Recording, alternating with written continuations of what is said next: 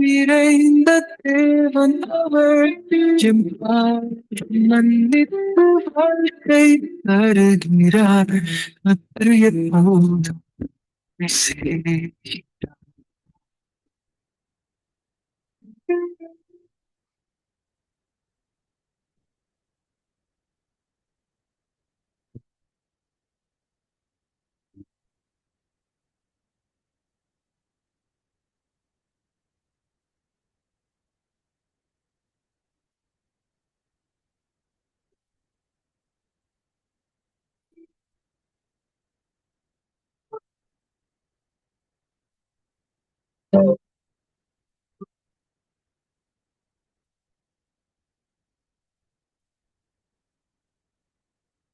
அவர் வாழ்த்தி நாட்டி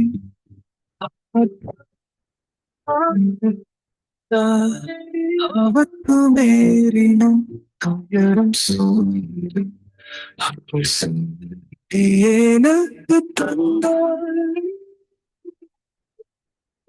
யார் நன்மையும் நேரும் அவனின் தயை இருக்கும்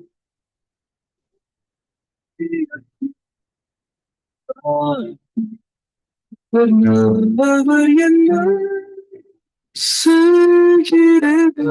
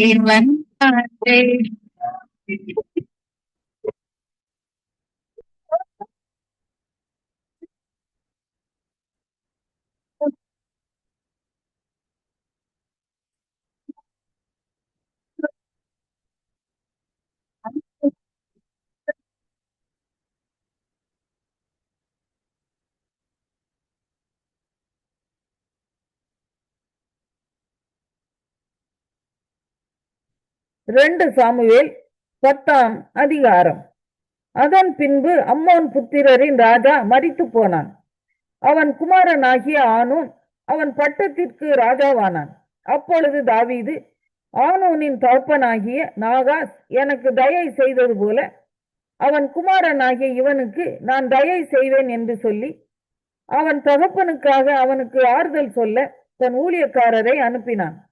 தாவீதின் ஊழியக்காரர் அம்மோன் புத்திரரின் தேசத்திலே வந்தபோது அம்மோன் புத்திரரின் பிரபுக்கள் தங்கள் ஆண்டவனாகிய ஆனூனை பார்த்து, தாவீது ஆறுதல் சொல்லுகிறவர்களை உம்மிடத்தில் அனுப்பினது உம்முடைய தகப்பனை கனம் பண்ணுகிறதாய் உமக்கு தோன்றுகிறதோ? இந்த பட்டணத்தை ஆராய்ந்து உளவு பார்த்து அதை கவிழ்த்து போட அல்லவோ தாவீது தன் ஊழியக்காரரை உம்மிடத்திற்கு அனுப்பினான் என்றார்கள். அப்பொழுது ஆனூன் தாவீதின் ஊழியக்காரரை பிடித்து அவர்களுடைய ஒரு பக்கத்து தாடியை சிரைத்து அவர்களுடைய வஸ்திரங்களை இருப்பிடம் மட்டும் வைத்துவிட்டு மற்ற பாதியை கத்தரித்து போட்டு அவர்களை அனுப்பிவிட்டான். அது தாவீதுக்கு அறிவிக்கப்பட்ட போது ராஜா அந்த மனுஷர் மிகவும் வெட்கப்பட்டபடியினால் அவர்களுக்கு எதிராக ஆட்களை அனுப்பி, உங்கள் தாடி வளரும் மட்டும் நீங்கள் எரிகோவில் இருந்து பிற்பாடு வாருங்கள் என்று சொல்ல சொன்னான். அம்மோன் புத்திரர் தாங்கள் தாவீதுக்கு அருவருப்பானதை கண்டபோது தானாபதிகளை அனுப்பி பெத்ரோகோப் தேசத்து சீரியரிலும் சோபாவில் இருக்கிற சீரியரிலும் 20,000 காலாட்களையும் மாக்கா தேசத்து ராஜாவினிடத்தில் 1000 பேரையும் இஸ்தோவில் இருக்கிற 12,000 பேரையும் கூலிப்படையாக அழைப்பித்தார்கள். அதை தாவீது கேள்விப்பட்ட போது யோவாபையும் பராக்கிரமசாலிகளாகிய சமஸ்த இராணுவத்தையும் அனுப்பினான். அம்மோன் புத்திரர் புறப்பட்டு ஒலிமுக வாசல் அண்டையிலே போர் செய்ய அணிவகுத்து நின்றார்கள். ஆனாலும் சோபாவிலும் ரேகோபிலும் இருந்து வந்த சீரியரும் இஸ்தோவிலும் மாக்காவிலும் இருந்து வந்த மனுஷரும் வெளியிலே பிரத்யேகமாய் இருந்தார்கள். யோவாபோ இராணுவங்களின் படைமுகம் தனக்கு முன்னும் பின்னும் இருக்கிறதை காண்கையில் அவன் இஸ்ரவேலிலே தெரிந்து கொள்ளப்பட்ட எல்லா இராணுவங்களிலும் ஒரு பங்கை பிரித்தெடுத்து அதை சீரியருக்கு எதிராக அணிவகுத்து நிறுத்தி மற்ற ஜனத்தை அம்மோன் புத்திரருக்கு எதிராக அணிவகுத்து நிறுத்தும்படி தன் சகோதரனாகிய அபிசாயினிடத்தில் ஒப்புவித்து, சீரியர் கை மிஞ்சுகிறதா இருந்தால் நீ எனக்கு உதவி செய்ய வேண்டும், அம்மோன் புத்திரர் கை மிஞ்சுகிறதா இருந்தால் நான் உனக்கு உதவி செய்ய வருவேன், தைரியமாய் இரு, நம்முடைய ஜனத்திற்காகவும் நம்முடைய தேவனுடைய பட்டணங்களுக்காகவும் சௌரியத்தை காட்டுவோம், கர்த்தர் தமது பார்வைக்கு நலமானதை செய்வாராக என்றான். யோவாபும் அவனோடு இருந்த ஜனமும் சீரியர் மேல் யுத்தம் பண்ண கிட்டினார்கள். அவர்கள் அவனுக்கு முன்பாக முறிந்தோடினார்கள். சீரியர் முறிந்தோடுகிறதை அம்மோன் புத்திரர் கண்டபோது அவர்களும் அபிசாயிக்கு முன்பாக முறிந்தோடி பட்டணத்திற்குள் புகுந்தார்கள். அப்பொழுது யோவாப் அம்மோன் புத்திரரை விட்டு திரும்பி எருசலேமுக்கு வந்தான். தாங்கள் இஸ்ரவேலுக்கு முன்பாக முறிய அடிக்கப்பட்டதை சீரியர் கண்டபோது ஒருமிக்க கூடினார்கள். ஆதாரேசர் நதிக்கு அப்பால் இருந்த சீரியரையும் அழைத்தனுப்பினான். அவர்கள் ஏலாமுக்கு வந்தார்கள். ஆதாரேசருடைய படைத்தலைவனாகிய சோபாக் அவர்களுக்கு முன்னாலே சென்றான். அது தாவீதுக்கு அறிவிக்கப்பட்ட போது அவன் இஸ்ரவேலை எல்லாம் கூட்டிக் கொண்டு யோர்தானை கடந்து ஏலாமுக்கு போனான். சீரியர் தாவீதுக்கு எதிராக இராணுவங்களை அணிவகுத்து நின்றார்கள். அவனோடு யுத்தம் பண்ணுகிற போது சீரியர் இஸ்ரவேலுக்கு முன்பாக முறிந்தோடினார்கள். தாவீது சீரியரில் 700 ரத வீரரையும் 40,000 குதிரை வீரரையும் கொண்டு அவர்களுடைய படைத்தலைவனாகிய சோபாகையும் சாகும்படி வெட்டி போட்டான். அப்பொழுது ஆதாரேசரை சேவிக்கிற சகல ராஜாக்களும் தாங்கள் இஸ்ரவேலுக்கு முன்பாக முறிய அடிக்கப்பட்டதை கண்டு இஸ்ரவேலரோடு சமாதானம் பண்ணி அவர்களை சேவித்தார்கள். அப்புறம் அம்மோன் புத்திரருக்கு எரேமியா 14ஆம் அதிகாரம். மழை தாட்சியை குறித்து எரேமியாவுக்கு உண்டான கர்த்தருடைய வசனம். யூதா துக்கிக்கிறது, அதன் வாசல்கள் பலனற்று கிடக்கிறது, தலை மட்டும் குனிந்து கரிகருத்து திரிகிறார்கள். எருசலேமின் கூக்குரல் எழும்புகிறது. அவர்களில் பிரபலமானவர்கள் தங்கள் சிறுவர்களை தண்ணீருக்கு அனுப்புகிறார்கள். இவர்கள் பள்ளங்களுக்கு போய் தண்ணீரை காணாமல் வெறும் பாத்திரங்களோடு திரும்பி வருகிறார்கள். வெட்கி நாணி தங்கள் தலையை மூடிக்கொள்ளுகிறார்கள். தேசத்தின் மேல் மழை இல்லாததினால் தரை வெடித்திருக்கிறது. பயிர் செய்கிறவர்கள் வெட்கி தங்கள் தலையை மூடிக்கொள்ளுகிறார்கள். வெளியின் பெண்மானும் போட்டு புல் இல்லாததினால் அதை விட்டு ஓடி போகும். காட்டு கழுதைகள் மேடுகளில் நின்று வலு சர்ப்பங்களைப் போல் காற்றை உட்கொள்ளுகிறது. புல் இல்லாததினால் அவைகளுடைய கண்கள் பூத்து போகிறது என்றார். கர்த்தாவே, எங்கள் அக்கிரமங்கள் எங்களுக்கு விரோதமாய் சாட்சியிட்டாலும் உம்முடைய நாமத்தின் நிமித்தம் கிருபை செய்யும். எங்கள் சீர்கேடுகள் மிகுதியாய் இருக்கிறது. உமக்கு விரோதமாய் பாவம் செய்தோம். இஸ்ரவேலின் நம்பிக்கையே, ஆபத்து காலத்தில் அதன் இரட்சகரே, நீ தேசத்தில் பரதேசியை போலவும் ராத்தங்க இறங்குகிற வழிப்போக்கனை போலவும் இருப்பானேன். நீர் விடாய்த்து போன புருஷனை போலவும் ரட்சிக்க மாட்டாத பராக்கிரமசாலியை போலவும் இருப்பானேன். கர்த்தாவே, நீர் எங்கள் நடுவில் இருக்கிறவராமே, உம்முடைய நாமம் எங்களுக்கு தரிக்கப்பட்டும் இருக்கிறதே, எங்களை விட்டு போகாதிரும். அவர்கள் தங்கள் கால்களை அடக்கிக் கொள்ளாமல் அலைய விரும்புகிறார்கள் என்று கர்த்தர் இந்த ஜனத்தை குறித்து சொல்லுகிறார். ஆகையால் கர்த்தர் அவர்கள் மேல் பிரியமாயிராமல் இப்பொழுது அவர்கள் அக்கிரமத்தை நினைத்து அவர்கள் பாவங்களை விசாரிப்பார். கர்த்தர் என்னை நோக்கி, நீ இந்த ஜனத்துக்கு நன்மை உண்டாக விண்ணப்பம் பண்ண வேண்டாம். அவர்கள் உபவாசித்தாலும் நான் அவர்கள் விண்ணப்பத்தை கேட்பதில்லை. அவர்கள் தகன பலிகளையும் காணிக்கைகளையும் செலுத்தினாலும் நான் அவர்கள் மேல் பிரியமாய் இருப்பதில்லை. பட்டயத்தினாலும் பஞ்சத்தினாலும் கொள்ளை நோயினாலும் நான் அவர்களை நிர்மூலமாக்குவேன் என்றார். அப்பொழுது நான், கர்த்தராகிய ஆண்டவரே, இதோ நீங்கள் பட்டயத்தை காண்பதில்லை, உங்களுக்கு பஞ்சமும் வருவதில்லை, உறுதியான சமாதானத்தையே இவ்விடத்தில் உங்களுக்கு தருவோம் என்றார் என்று தீர்க்கதரிசிகள் அவர்களுக்கு சொல்லுகிறார்களே என்றேன். அப்பொழுது கர்த்தர் என்னை நோக்கி, தீர்க்கதரிசிகள் என் நாமத்தை கொண்டு பொய்யாய் தீர்க்க தரிசனம் சொல்லுகிறார்கள். நான் அவர்களை அனுப்பினதும் இல்லை, அவர்களுக்கு கற்பித்ததும் இல்லை, அவர்களோட பேசினதும் இல்லை. அவர்கள் கள்ள தரிசனத்தையும் கள்ள சகுனத்தையும் இல்லாத விசேஷத்தையும் தங்கள் இருதயத்தின் கபடத்தையுமே உங்களுக்கு தீர்க்க தரிசனமாய் சொல்லுகிறார்கள். ஆதலால் நான் அனுப்பாதிருந்தும் என் நாமத்தை கொண்டு தீர்க்க தரிசனம் சொல்லி இந்த தேசத்திலே பட்டயமும் பஞ்சமும் வருவதில்லை என்கிற தீர்க்கதரிசிகளை குறித்து, இப்படிப்பட்ட தீர்க்கதரிசிகள் பட்டயத்தாலும் பஞ்சத்தாலும் சாவார்கள்.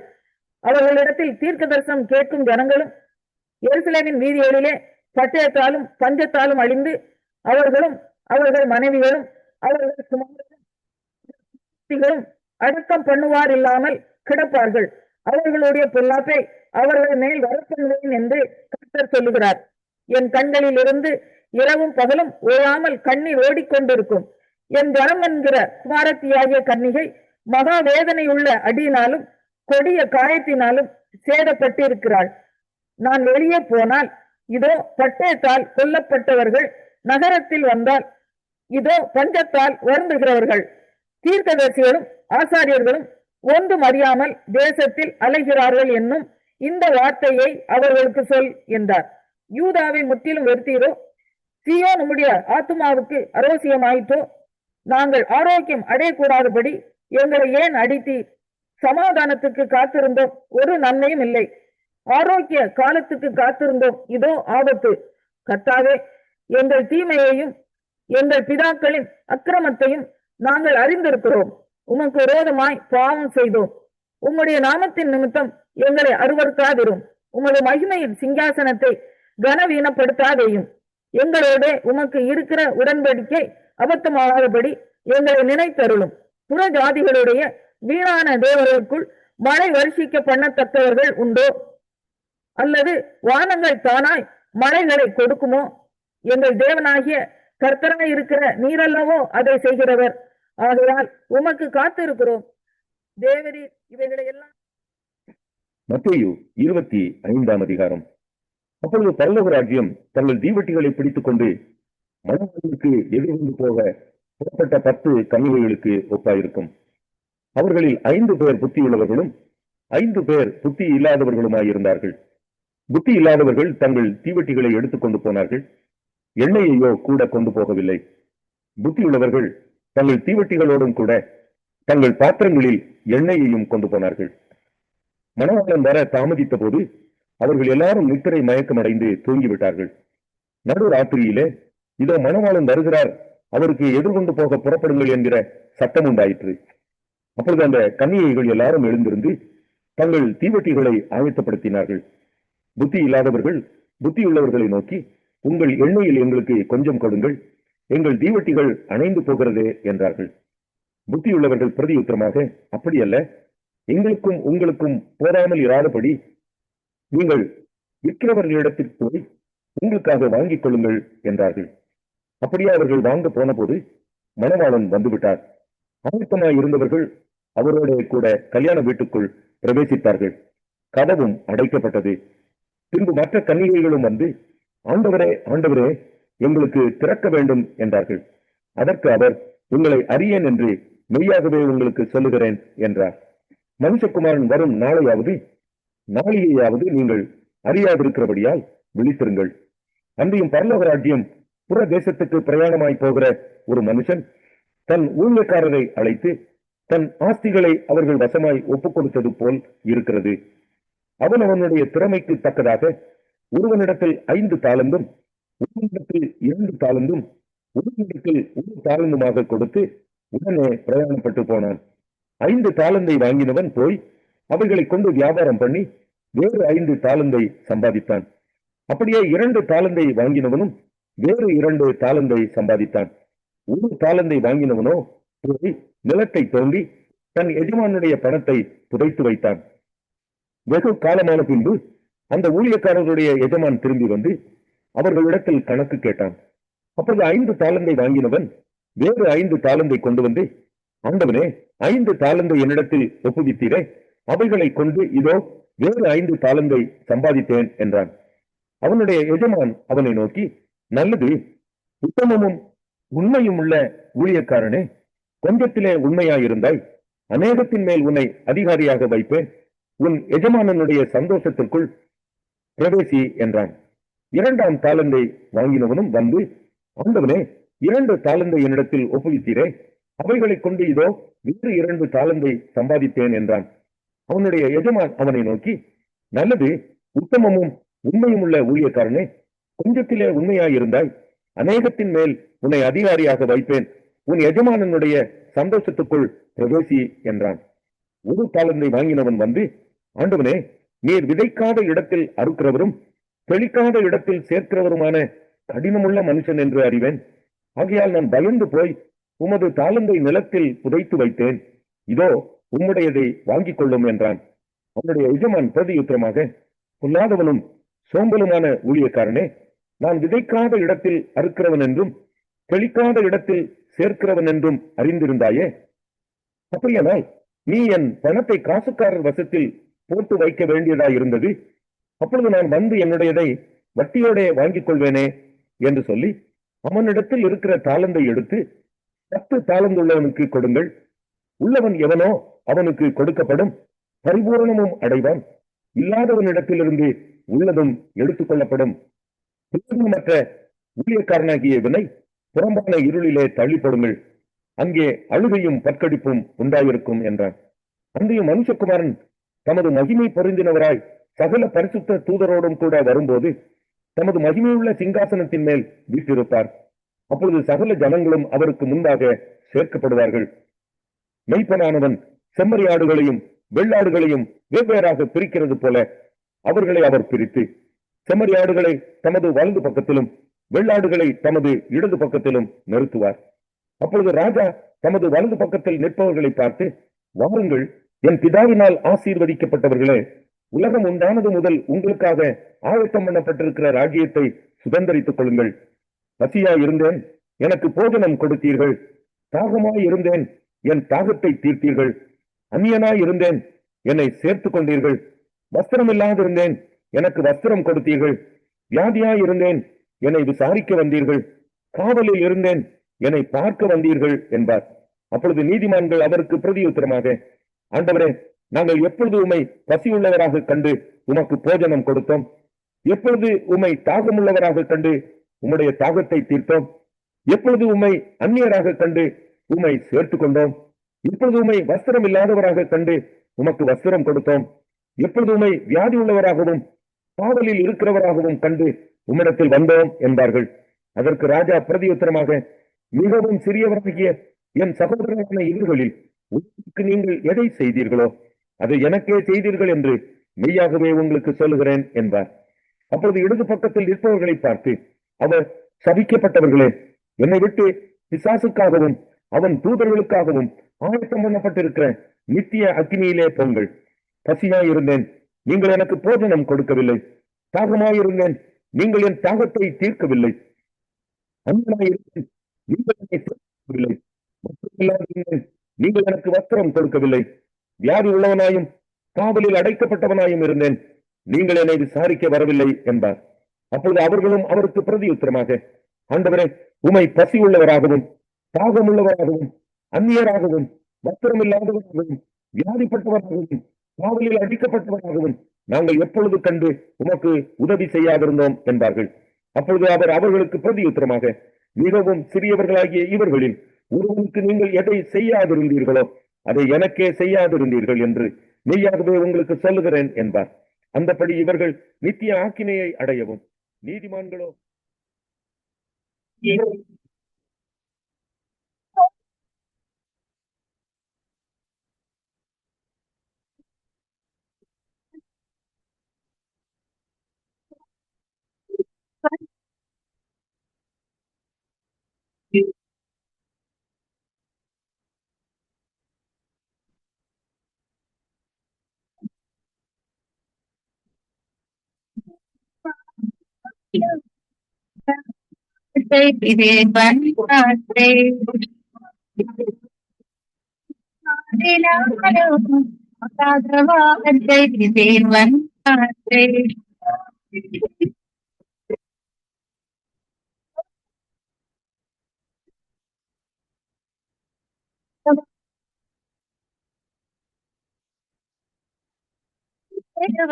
இன்றைய நாளிலும் வேத வார்த்தை 25ஆம் தேதி ஜூலை மாதம் 2025ஆம் ஆண்டு ஆண்டவருடைய வார்த்தை இந்த நாட்களிலே வாக்குத்தத்தம் இப்படியாக இருக்கிறது. சங்கீதம் 62வது அதிகாரம் 6வது வசனத்தை இந்த நாட்களிலே வாசிக்க கேட்போமாயிருந்தால், கர்த்தருடைய வார்த்தை சொல்லுகிறது, அவரே என் கன்மலையும் என் உயர்ந்த ரட்சிப்பும் என் உயர்ந்த அடைக்கலமுமானவர், நான் அசைக்கப்படுவதில்லை என்று சங்கீதக்காரர் இந்த இடத்திலே சொல்லுகிறதை பார்க்கிறோம். He only is my rock and my salvation. He is my defense. I shall not be moved என்று சொல்லி இந்த நாட்களில் வேதம் இந்த நாட்களில் சொல்லுகிறதை பார்க்கிறோம். அருமையான கர்த்தருடைய பிள்ளைகளே, இன்றைய நாளிலும் நம்முடைய ஆண்டவராகிய சர்வ வல்லமுள்ள தேவன் நமக்கு கன்மலையாகவும் நமக்கு ரட்சிப்பாகவும் நமக்கு உயர்ந்த அடைக்கலமாகவும் இருக்கிறபடினால் நாங்கள் அசைக்கப்படுவதில்லை என்றொரு நம்பிக்கை நமக்குள்ளே இந்த நாட்களை உருவாக்கப்பட வேண்டும். அது மட்டுமல்ல, அந்த நம்பிக்கைக்கு உரியவர்களாய் இந்த நாட்களை நாங்கள் வாழ அங்கே இந்த நாட்களை நம்மை இந்த நாட்களை பக்குவப்படுத்தி கொள்ள வேண்டும் என்பதையும் இந்த வார்த்தை இந்த நாட்களை நமக்கு சொல்லுகிறதை பார்க்கிறோம். அருமையான அன்பு பிள்ளைகளே, கர்த்தருக்குள் அருமையான அன்பு பிள்ளைகளே, தேவன் நம்முடைய கன்மலையும் தேவன் நம்முடைய ரட்சிப்பும் தேவன் நம்முடைய உயர்ந்த அடைக்கலமாய் இருக்கிற வேளையிலே நாங்கள் எதற்காக அசைக்கப்பட வேண்டும்? இன்றைக்கு இந்த வானத்தையும் பூமியும் உண்டாக்கின சர்வ வல்லமுள்ள தேவனாகிய கர்த்தர் நம்மை உருவாக்கினவர். அருமையான அன்பு பிள்ளைகளே, நம்முடைய நாசியிலே சுவாசத்தை தந்த அந்த ஜீவனுள்ள தேவன் அங்கே வேதம் தெளிவாக சொல்லுகிறது. அங்கே அவரை குறித்து 3 காரியங்களை சொல்லுகிறது. முதலாவது, அவர் கன்மலையா இருக்கிறார். இரண்டாவதாக, அந்த நாட்களில் அவர் நம்முடைய ரட்சிப்பா இருக்கிறார். மூன்றாவதாக, அவர் நமக்கு உயர்ந்த அடைக்கலமாய் இருக்கிறார். இந்த 3 காரியங்களும் இந்த நாட்களை நம்மை சூழ்ந்திருக்கிற வேளையிலே நாங்கள் எதற்காக அசைக்கப்பட வேண்டும் என்பதை சற்று இந்த நாட்களை சிந்தித்து பார்ப்போம். அன்பு பிள்ளைகளே, இன்றைக்கு நாங்கள் ஆராதிக்கிற தேவன் இன்னாரென்று நாங்கள் அறியாத நிமித்தம்தான் நாட்களை உபத்திரவங்கள், நெருக்கங்கள், துன்பங்கள் வருகிற வேளையிலே ஐயரே நாங்கள் மடிகிறோம் என்று சொல்லி அவருடைய சீசர்கள் சொன்னது போல இந்த நாட்களை நாங்கள் கதறுகிறோம். அருமையான அன்பு பிள்ளைகளே, அருமையான அன்பு பிள்ளைகளை பாருங்கள், வேதம் இந்த நாட்களை நமக்கு தெளிவாக சொல்லுகிறது. நம்முடைய தேவனாக கர்த்தர் இந்த நாட்களிலே நமக்கு இப்படிப்பட்ட பலனாகவும் கன்மலையாகவும் ரட்சிப்பாகவும் அடைக்கலமா இருக்கிற வேளையிலே நாங்கள் எதை குறித்தும் கவலைப்பட வேண்டிய அவசியமே இல்லை. ஏனென்றால் அவரே யெகோவா ஜீரே எல்லாவற்றையும் பார்த்து கொள்ளுவார் என்று சொல்லி இன்றைக்கு நாங்கள் பார்க்கக்கூடியதாக இருக்கிறது. அன்பு பிள்ளைகளே, அதனாலே உங்களுக்குள்ளே இருக்கிற கவலைகள், உங்களுக்குள்ளே இருக்கிற நெருக்கங்கள், உங்களுக்குள்ளே இருக்கிற பாரங்கள், உங்களுக்குள்ளே இருக்கிற பிரச்சனைகள், எல்லா காரியங்களையும் விட்டு அந்த கன்மலையாகிய கர்த்தரை நோக்கி இந்த நாட்களிலே பாருங்கள். அனுதினமும் இந்த நாட்களிலே ரட்சிக்கப்பட்ட என் சகோதர சகோதரிகளே, அனுதினமும் இந்த நாட்களை சொல்லிக் கொள்ளுங்கள், நான் அசைக்கப்படுவதில்லை. ஏனென்றால் என்னை உருவாக்கினவர் என்னை சூழ்ந்திருக்கிறார். என்னை உருவாக்கினவர் கன்மலையாகவும் அடைக்கலமாகவும் இந்த நாட்களிலே என்னை சூழ்ந்திருக்கிறபடினால் நான் எதற்காக அசைக்கப்பட வேண்டும் என்றொரு கேள்வி இந்த நாட்களிலே நமக்குள்ளே வருமாயிருந்தால் நாங்கள் இன்றைக்கு இந்த பூமியிலே சந்தோஷமா இந்த நாட்களை வாழக்கூடியதாக இருக்கும். அருமையான அன்பு பிள்ளைகளே, வேதத்திலே எடுத்து பாருங்கள், பழைய ஏற்பாட்டு பரிசுத்தவான்கள் அவர்கள் ஆண்டவர் தங்களோடு இருக்கிறார் என்ற ஒரு நம்பிக்கையில் இருந்தார்கள். அசைக்கப்படாதபடி இந்த நாட்களில் இருந்தார்கள். பாருங்கள், பக்தனாகிய யோபனுடைய வாழ்க்கையை எடுத்து பாருங்கள். ஆண்டவர் யோபுவுக்காக அந்த நாட்களை பாருங்கள், யோபை ஒரு பகடக்காயாக வைத்து அங்கே ஆண்டவர் இந்த நாட்களிலே பாருங்கள் சாத்தானோடு போராடினார் என்று சொல்லி அங்கே பார்க்கிறோம். ஆனால் யோபு தைரியமாக அந்த நாட்களிலே ஆண்டவரை மறுதலிக்கவில்லை. ஆண்டவரை குறித்தே இந்த நாட்களிலே சொல்லிக்கொண்டே இந்த நாட்களிலே இருந்தார். ஆனால் என்னதான் காரியங்களானாலும், சரீரமாவது இந்த நாட்களில் இத்து போனாலும், ஆனால் யோபு அசைக்கப்படவில்லை. அருமையான கர்த்தருடைய பிள்ளைகளே, அதனாலேதான் கடைசி அதிகாரத்திலே பார்க்கிற வேளையிலே இரட்டிப்பான ஆசீர்வாதத்தை இந்த நாட்களை பெற்றுக்கொண்ட மனுஷனாக அந்த நாட்களை வாழ்ந்தார் என்று சொல்லி அங்கே பார்க்கிறோம். அருமை பிள்ளைகளே, இன்றைக்கும் நம்முடைய வாழ்க்கையிலேயும் நாங்கள் இந்த நாட்களிலே அந்த கன்மலையும் ரட்சிப்பும் உயர்ந்த அடைக்கலவுமான தேவனை நாங்கள் அங்கே முழு நம்பிக்கையோடு, முழு விசுவாசத்தோடு, முழு ஆத்மாவோடு இந்த நாட்களை நாங்கள் நம்பியிருப்போமா இருந்தால், நாங்கள் ஒருபோதும் அசைக்கப்படாதபடி தேவன் நம்மோடு கூட இருந்து நம்மை இந்த நாட்களிலே நடத்த இந்த நாட்களிலே வல்லவராய் இருக்கிறார் என்பதை அங்கே உணரக்கூடியதாக இருக்கிறது. நம்முடைய வாழ்க்கையிலே ஆசீர்வாதத்தை சுதந்திரத்துக் கொள்வோம். நம்முடைய வாழ்க்கையிலே விடுதலையை காண்போம். நம்முடைய குடும்பத்துக்குள்ளே விடுதலையை காண்போம். பிள்ளைகளுக்குள்ளே விடுதலையை காண்போம். ஏனென்றால் கர்த்தர் நம்முடைய கன்மலையும் ரட்சிப்பும் அடைக்கலவுமா இருக்கிறார் என்று சொல்லுவோம். கர்த்தர் உங்களை ஆசீர்வதிப்பாராக என்று வாழ்த்துகிறேன். ஆமேன், ஆமேன்.